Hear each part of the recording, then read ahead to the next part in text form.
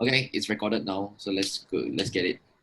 So, okay, so can you just start off by like introducing yourself and just basically what you do? Right, sure. So I'm Daryl. So I help five-figure entrepreneurs and sales professionals to have peak performance so that they can double their business. So in short, that's what I do. Um, I've been doing this for probably close to 1 full year now, and I enjoy every moment doing it. Okay. So, okay, so I think we just start off from the beginning, I guess. So actually, I found out about you through the SG stories of you, the post, and actually read your book also, your 12 lessons in 24 years. Yeah, so I think you were actually quite a different person than you are today back then. So, like, how can you describe how you were like last time? Yeah, like let me go back to let's try to do it in chronological order, right? So I can remember early years I was very rebellious, very naughty. So my dad used a lot of violence on me. And that was how I learned how to articulate emotions. When you're angry, when you're sad, you use violence, right? That's all.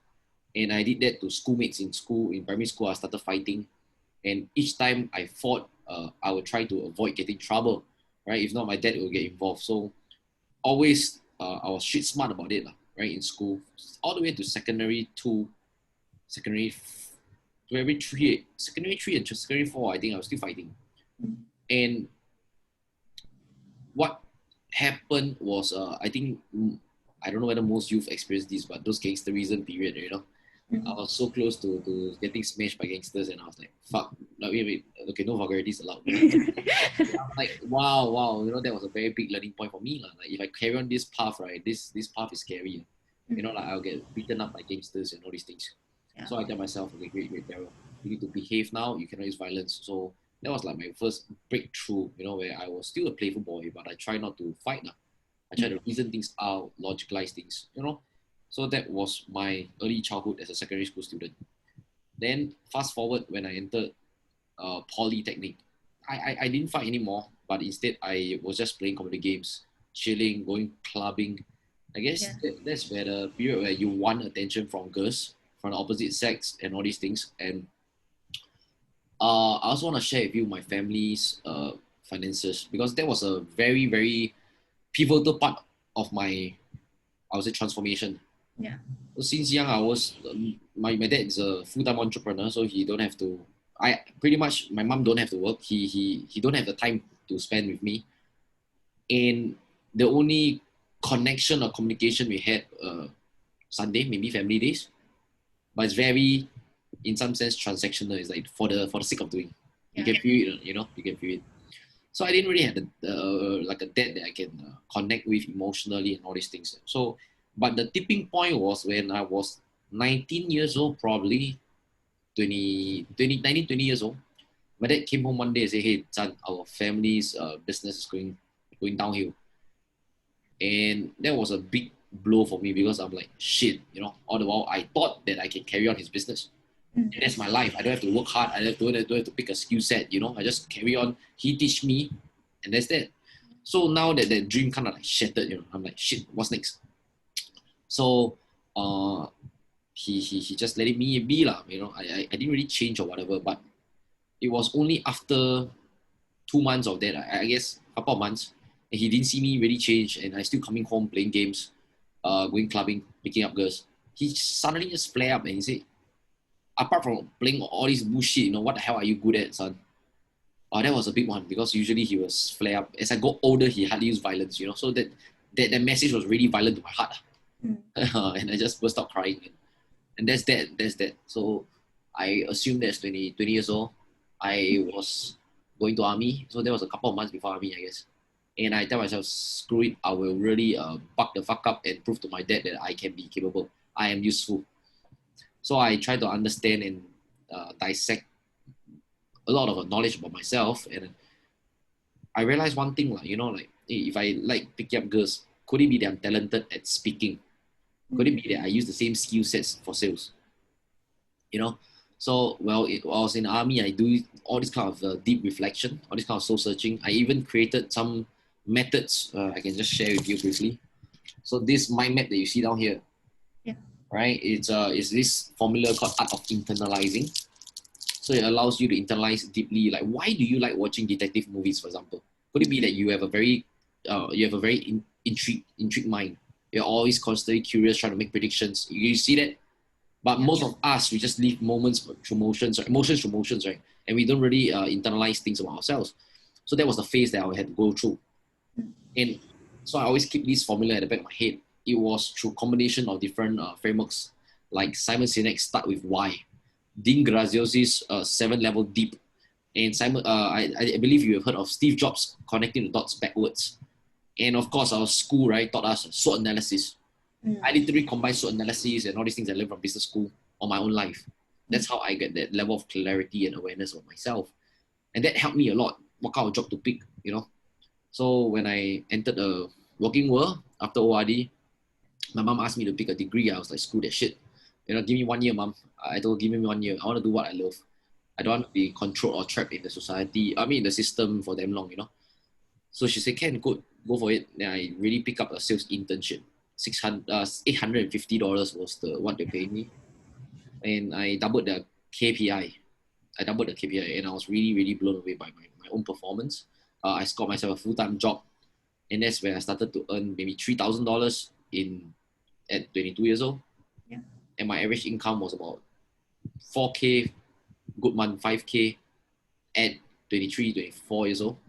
I think that was a point where I shoved it into my dad's face. You know, I'm like, hey, I'm good now. I'm making money now. Screw you. You can't say anything about me. You know, you are the one who brought the family down. I want to bring the family back up. So that was like a lot of place of ego. You get it? But back then, when you're young, who the hell teaches you about ego? Nobody gets you on that, right? So I was chasing after money, and hence there's a lot of emptiness in my soul. I didn't understand all these things. So on days where I wake up and I'm like, I need to go to work, make some sales.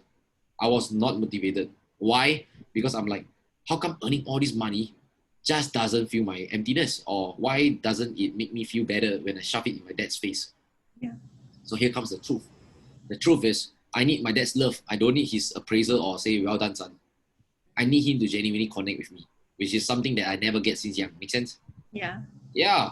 So then I only had this realization after going to this guy's program called Tony Robbins, right? Unleash your power within. So that was good. UPW event really broke my limiting mindsets. And I decided at the age of 23, make a commitment to be closer to my dad. So we had an open communication, open talk, and he said, "Yeah, you know what, son? Let's repair this friendship relationship, lah." And now we are like friends. We're like buddies, you know, very very close. Yeah, it's not because I make more money, but it's because I have a more powerful. My quality of my relationship became more powerful, right? Same likewise for my mom as well. So that was the biggest transformation in the age of 23, 24, I guess. Yeah. So shortly after, I quit my sales job because I realized that, hey, that's not the solution to everything. I was still empty, right? And I asked myself, so what is something that I feel very purposeful or impactful about? And I'm like, shit, knowing that what I've gone through, which is chase after money, try to, go for that external validation that I assume my parents will give me or society will give me. Yeah. I asked, what else am I passionate about? And I joined this company called Praxium. So it's a education company that teaches you self-education, not formal education. Meaning you say they help you pick up skill sets like coding, programming, sales, designing, and all these things, so that you actually can, even though you suck at grades, you can have a future that you love, right? So I love it. I work sales for them, but after 2 months in, at the site, that's where I started coaching. So this is whole new story for me, because a whole new chapter for me, because I was always coaching for free, and this time around I started charging people. And the first audience that I was serving were youths, people like yourself, Yeah. poly, right? Uni kids. They're coming to me and say, "Hey, how do I find where what's my dream job?" I believe you get that as well. You feel that sometimes. Like, how do I get to my dream uni or dream job, or what kind of skill set should I pick up now at the young age? You know. So all you guys have these questions, and which I also have myself, and how I wish I can be there for people like yourself. Right. My biggest motto of them all is I want to be someone I needed when I was younger. That's all. That's all. right? That's why I want to be a stay-home dad because my dad last time wasn't at home, Yeah. right? By the age of 35, I want to be a stay-home dad. And now I'm doing this for you because how I wish someone did that for me, right? So, and a lot of things like that. And when I was coaching them on purpose and passion, because that's how I discovered my purpose and passion, they wouldn't, I'll be honest, they wouldn't be able to pay me a sizable amount. I was charging $20 for workshops. Mm. So that was bad. Then I was like, shit, I'm not a businessman. I'm just a, how you say, Coach. I'm just a workshop guy, right? And obviously you cannot make income from that shit. So I was still having my day job and I was doing these workshops. So as I was doing these workshops, I learned, I improve, and slowly I increase the price as I shift the demographic. Now instead of serving uni, I serve people who just graduated 2 years in the job. Okay, and I was charging 297, 200 plus $300 for such workshops. And shortly after, I charged about 697, and that is tailored to another whole new crowd. I tailored to sales professionals. Yeah. And shortly after, I tailored to another whole new crowd. I tailored to entrepreneurs. Mm. Right? And all this while, I was still talking about purpose, passion. I was selling it to salespeople and entrepreneurs. But the truth is, salespeople and entrepreneurs, they don't want purpose, they want passion. What they want is like me last time, and what I want, money. Right? They just want to grow their damn business. Am I right to say that? Yeah. So that was what I've done for them. And so one thing that changed my life a lot in 2020 was I paid $30,000, which is close to a degree, for a business coach. I didn't have money in the bank. I literally took a credit card debt and I paid for that shit. Yeah, because you see, school, you have teachers to guide you how to do grades. Yeah. Life, you're supposed to have parents to guide you how you should live life, values you have, correct? Mm. But business, nobody have business, don't have a business teacher to really hold your hand and guide you. So that was the biggest problem I faced, and that's why I paid. And when I did that, it was an amazing move because I was able to price myself now from $20 per person. Now my clients pay me 4 figures to coach them for a year. For a year is about 5 figures. So it's really an insane breakthrough, right? And shortly after, one of the biggest lessons I learned from my mentor is give them what they want. Sell them what they want, then give them what they need. Okay? So for example, a doctor, you go to the doctor because the doctor is telling you that he will cure you. What you need is actually what? Medicine. Mm. Yes. So the same thing. All those entrepreneurs that work with me, they want what? More sales. But what they need is what? Better individual, better mindset, better state of mind so that they can perform better. Right? So most of them, some of the difficulties they face is always compare. I think they get this behavior since young in schools, in grades. That's one thing I noticed. They always compare. This guy got A, I must get A plus or A star or whatever. And that behavior carries on in the career. And that's why they are high achievers. Don't get me wrong. It's an amazing trait, right? But what brought you here cannot bring you there, right? Brought them to $10,000 per month and they want to go to 20,000, for example. They cannot still compare because they're always playing the catching up game if they're comparing. So I told them that to focus on becoming, not comparing. You become the leader. You don't be a follower to compare. So it's all these little things that I share with them that really give them the breakthrough inside them. So the people that I lead, they are all marathon runners. They want to be triathlons. They want to go for triathlon, be triathletes. And that's why I do what I do. So, oh, you say like that, you cover a lot of my questions really. Yeah. I mean, okay. I think you just step back, I guess. So last time you say you've never had to worry about like what you want to do in the future, right? Because like you had your father's business and stuff. Then would you ever worry about like money at that time also? Or were you sort of like a spoiled kid? Would you say you were a spoiled kid? I wouldn't say that I'm a spoiled kid because every single day my mom only give me $5 for allowance at secondary school, like normal kid. But in terms of luxury at home, we were really spoiled. We had a maid. We got 3 freaking cars in the house. We live in a freaking condo. I can swim anytime I want. And I didn't know that like that is not normal. You get it, right? Like, because I was used to that lifestyle. I literally say, Kaka is like maid, right? Or sister. I want ice water. What the hell? Ice water cannot take myself. I need to ask a maid to take for me. I'm insane at a young age, So that aspect I was spoiled. But I wasn't really like a I wasn't spendthrift. I wasn't spending money like water, no. And since young, despite our family status, we're doing good. I was already working part time because my mom told me this. I won't complain what you spend on if you earn yourself. So that was a good upbringing from her side. Yeah. So I work part time job, 17 years old. So I understand the hardship of earning money, but I don't have to worry so far ahead. You see that? I earn, I spend. I don't really save. I don't invest. I don't care about this stuff. So then, would you say that your mindset was the biggest challenge you had to overcome? Of course. So. I tell you, there was this incident which I think you have read on the SG stories, right? The youth stories. When my dad, I was young, he promised me one more car, this car, that car, choose, you know. So I had a lot of high hopes. I said, nah, I don't need, because that's me. I said, I don't need a car, then it's okay. But low key, deep down, you have your expectations up. Yeah. And now he can't even pay for my car license. That was how disappointed I was. Mm. Yeah, and I was trading time for money. That's like, I spent $1,672 to today, I can remember. You divide by 9, you see how many hours of effort to get that stupid license. Yeah. And the truth is, now I don't even have a car, you see. So, but the interesting thing, the most interesting about that is the mindset. I didn't give up. I choose to push on. And that can be applied to every single thing that I'm doing right now in the business. I was charging $20 for one customer and I pushed on. Now I'm like kind of navigating my way, trying to get the best testimonials. I'm also pushing on. Right? We're not really improving in our financial situation. We are still living in the rental flat. Yeah. I am helping my parents to pay bills. I'm pushing on. Yeah, so really it's a lot of mindset. Then when you took up a sales internship, I think, after your NS, right?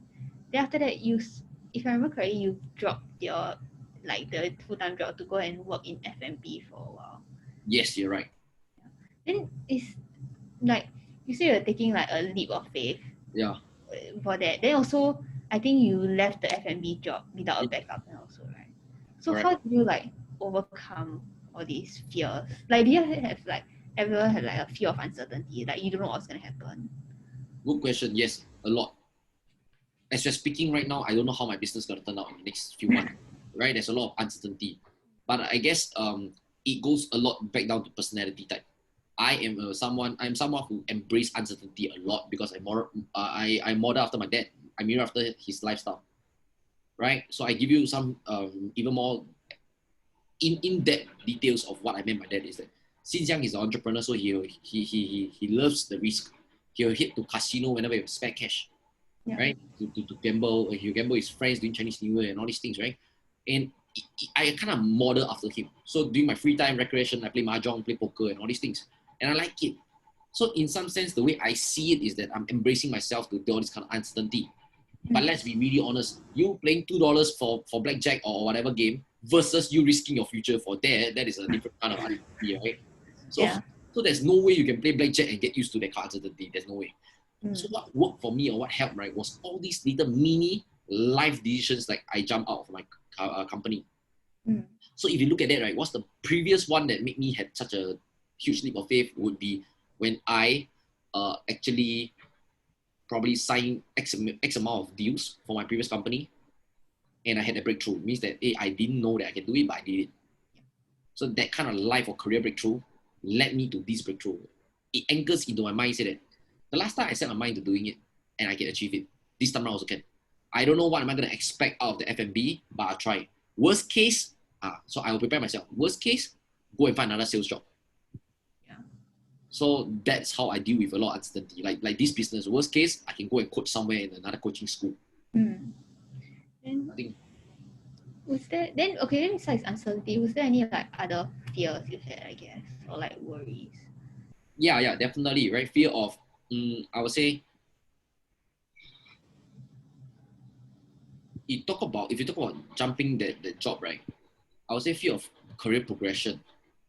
Because back then I was still not as entrepreneurial, or I don't dare to jump out, do my own thing so soon, right? I always want to grow fast. That's my thought process.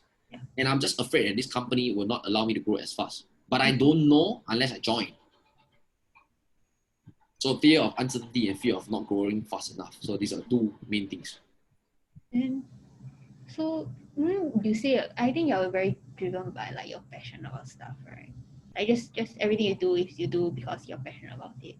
Then besides that, what besides passion, what else drives you to like do what you do every day? Wow, I love that question, right? I think the why. Why are you doing what you do?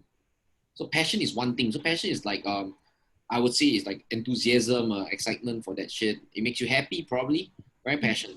But ultimately, it boils back down to your why, your motive.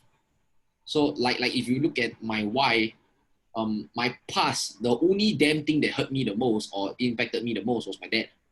Not there. If he's there, he used violence. Yeah. And I don't want that to happen to my future son. I understand the pain. Hence, my immediate, most strongest motivation right now is to be a stay-home dad by 35 years old. I say it, I live it, I dream it, and most of my friends know, most of my Instagram audience know, everybody knows. Yeah. So I had no choice but to make it a reality, right? So that drives me to do whatever it takes to make that happen. So that is just one why. Can you imagine if I stack so many different why? Another why is because I want to impact 1,000 youths so that they can listen to my story and watch what I do. So that they say, if Daryl can do it and chase after his dream, I can do it also. So that's my second why, right? And thirdly is for business why. I want to grow or lead a movement of 100 people.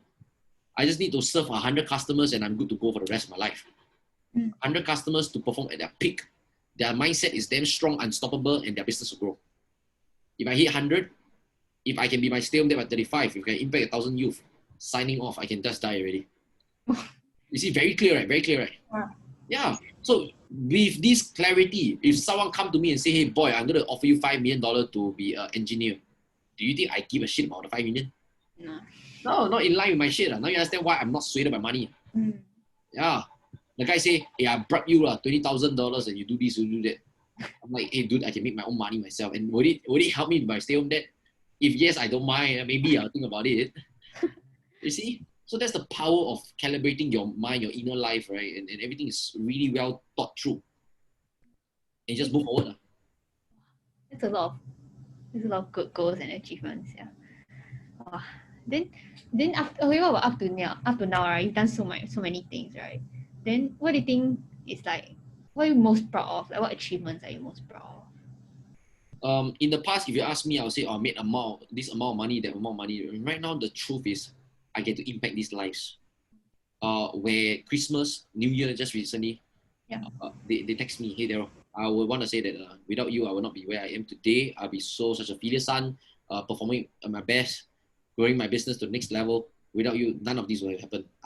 My inner life is still messy as hell, and I'll be miserable. I just want to thank you for that. I kid you not, that audio note that one of my guy sent me, wow, just warmed my heart.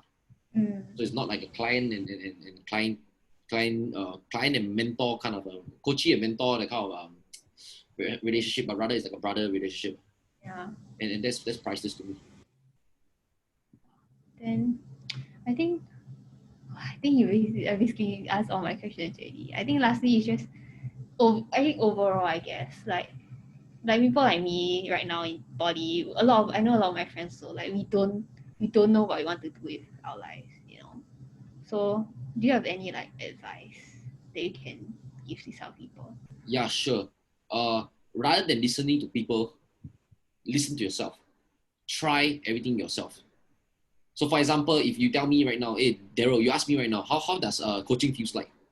I can tell you every single thing. I can tell you how impacting people's life can feel like. But rather, instead of doing that, I rather you do try to coach one friend of yours probably by answering her question, and you see how her life changed because of your question, because you answer your question, right? Or probably if you talk about like how it feels like to be impacting someone, go and donate some money to an auntie or help auntie cross the road, and you ask yourself, how do I feel after that?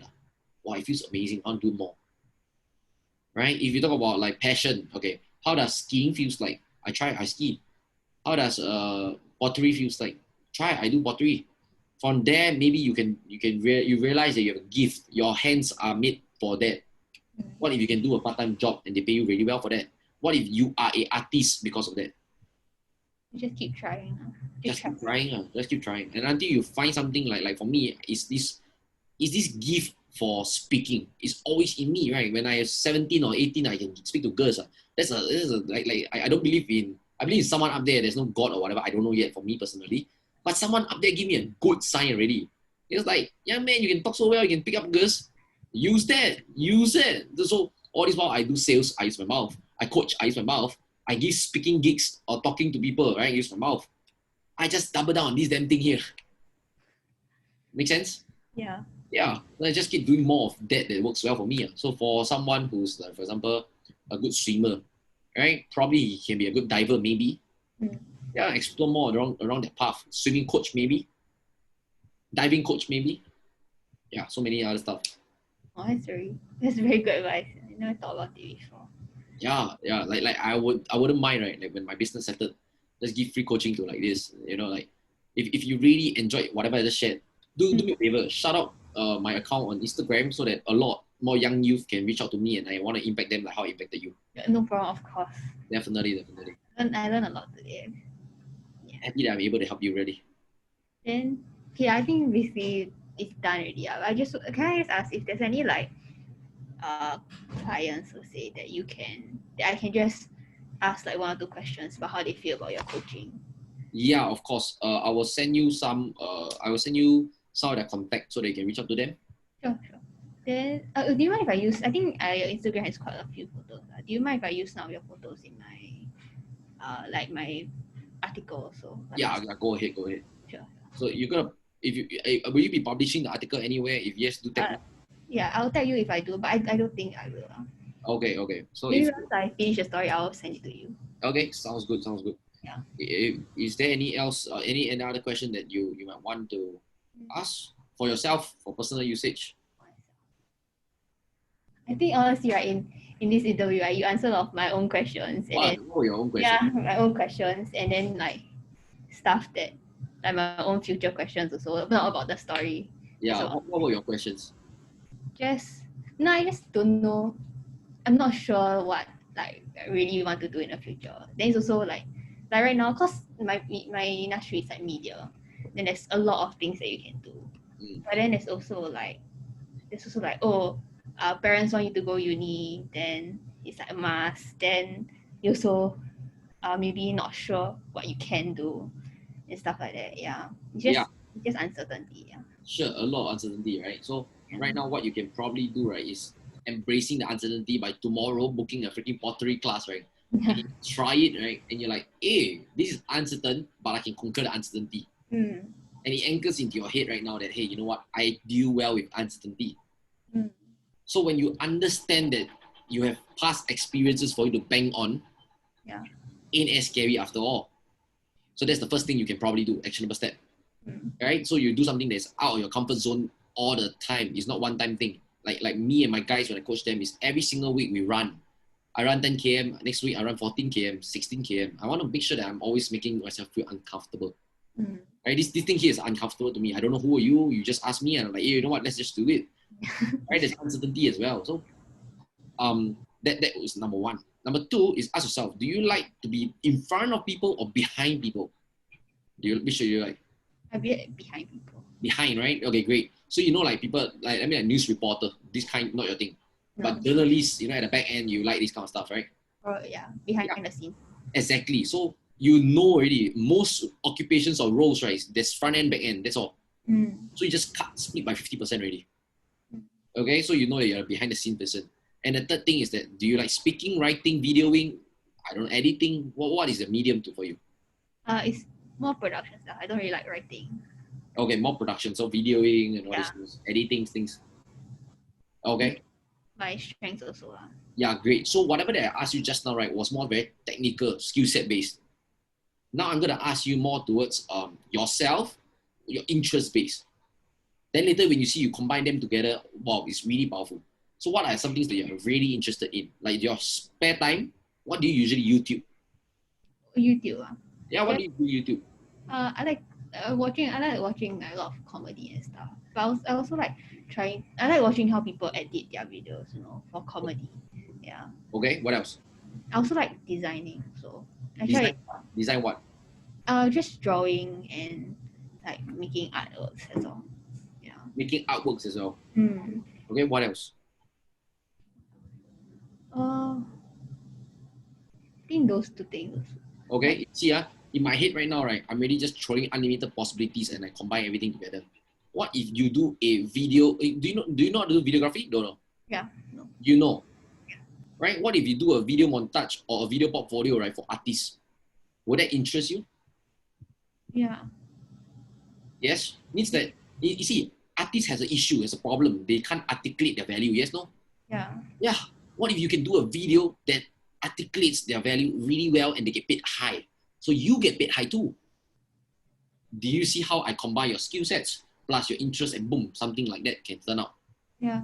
This thing here is something that school don't really teach about because school say, hey, you need education, you need certificate to get this.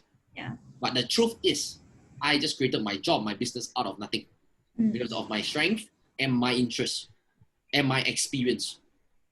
Right? So same thing for you. Was that useful? Yes, very. Ah. So my challenge to you, and I'll hold you accountable, Mabel, Yes. do something that's out of your comfort zone. That's number one. Number two, find a friend who's an artist or whatever. Do a video montage for him as a portfolio or her, and that could be your portfolio also. Yeah. So you show people that hey, I'm a videographer that niche in for artists for creatives. That's all. So literally, if you have a photographer friend, he's good at photography, but he's not good at articulating his value. Yeah. Your job is to follow him as he shoot all this photography, right? Video down him in action. You video down him when he edit his photos. You show everything, and like in a 30-second video. If you're able to do that, I promise you, you'll be damn bloody well known in the industry. Wow. You really want to do that now? Yeah, you see, right. So you see, how's that? How's that for a start? This is very good. Yeah. So these are some things that I do for my clients as well. Right? I'll just combine some ideas about themselves, their strengths, and all these things and gel together. And that's how they get that state of clarity and confidence. They fly. They fly. They really just fly all out. No fear, no nothing. Yeah. Right? Good shit. Good. Very good. Very good. I'm glad that I'm able to help you. Thanks a lot. No worries. Let's take a photo. Yes. Okay. Let me just do it full screen. Ready? 3, 2, 1. Okay, lovely. So feel free to reach me on Instagram anytime.